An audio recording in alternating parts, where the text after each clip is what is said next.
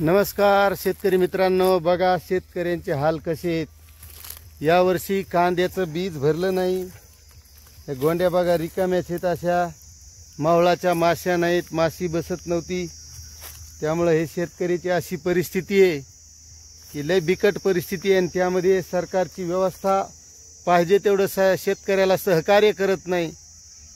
त्यामध्ये बऱ्याचशा गोष्टी आहेत, शेतकऱ्याला अनुदान लवकर मिळत नाही आणि ही अशी परिस्थिती आहे शेतकऱ्याची। कसं शेतकरी जगल, कारण सगळ्याला सुविधा मिळतात पण शेतकऱ्याला मिळत नाहीत। नुसतंच लोकांना वाटतंय की शेतकऱ्याला असा विमा मिळतो आणि तसं मिळतं, मिळत काहीच नाही, मात्र रिकामी चर्चा। हे शेतकऱ्याचे हाल असे आहेत। बघा आता रखरखत ऊन आहे आणि या उन्हामध्ये या शेतकऱ्यांना अशी शेती करावी लागते। आता हे पीक एवढ्या जोमानं कांदा लावला होता, त्या कांद्याचे सुद्धा पैसे वसूल होतात का नाही अशी परिस्थिती शेतकऱ्यावर आहे। एकतर विहिरी खांदू खांदू विहिरीला पाणी लागणं, पाण्याची पातळी खोल गेली, पाऊस पडला तर अतिवृष्टी होते। आता जी मागच्या वर्षी अतिवृष्टी झाली होती जालना जिल्ह्यामध्ये, तर हे जे कांद्याची जमीन दिसती या जमिनीमध्ये सगळं पाणीच होतं, पूर्ण ही जमीन पाण्याखाली होते।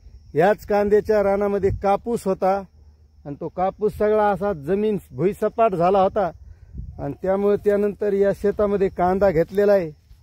आता कांद्याचं सीड घेतलंय पण यामध्ये काहीच नाही, हे बघू शकता मित्रांनो तुम्ही। या कांद्यामध्ये काहीच नाही, फोपस फोसट आहे सगळं, कारण माशीच बसणं गेलती। अशी बिकट परिस्थिती होती शेतकऱ्याची। तर जर शेतकऱ्याला खरंच उत्पन्न असतं तर हे असं घर बांधलं असतं का शेतकऱ्यानं वावरात? असं पत्राचं शेड असतं का? जसं एखाद्या उद्योगपतीचं, एखाद्या नोकरदाराचं मोठं घर बंगला असतो एखाद्या मळ्यात, हे शेतकऱ्याचं घर बघा, तुम्ही बघत असाल। जर शेतकऱ्याला खरंच चांगलं उत्पन्न असतं तर असं घर बांधलं असतं का? त्या खतं बी बियाणं अशा काही गोष्टी ठेवायसाठी शेतकऱ्याला अशी अडचण असती। आणि याच शेतामध्ये जी अतिवृष्टी झाली होती आणि अतिवृष्टीमध्ये हे शेत वगळलेलं आहे मित्रांनो।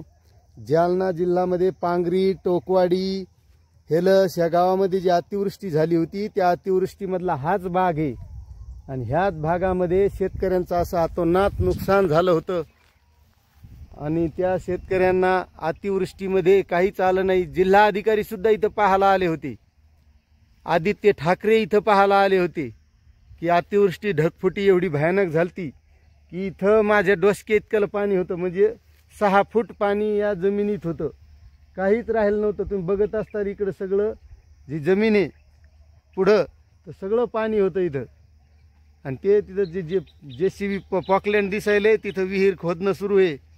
मित्रांनो 15 फुटावर पाणी लागले त्या विहिरीला, खाली पुन्हा काहीच नाही, निस्ता काळं पाषाण दगाड। अशी ही परिस्थिती आहे शेतकऱ्याची।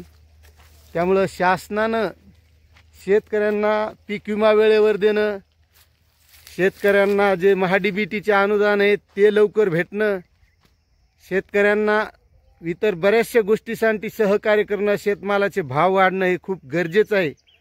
अशी परिस्थिती आहे शेतकऱ्याची। आता याबद्दल तुम्हाला काय वाटतं मित्र हो, नक्कीच कमेंट करा। चॅनलवर नवीन असाल तर सबस्क्राईब करा, व्हिडिओला लाईक करा आणि कळू द्या ही व्यथा शेतकऱ्याची काय आहे परिस्थिती।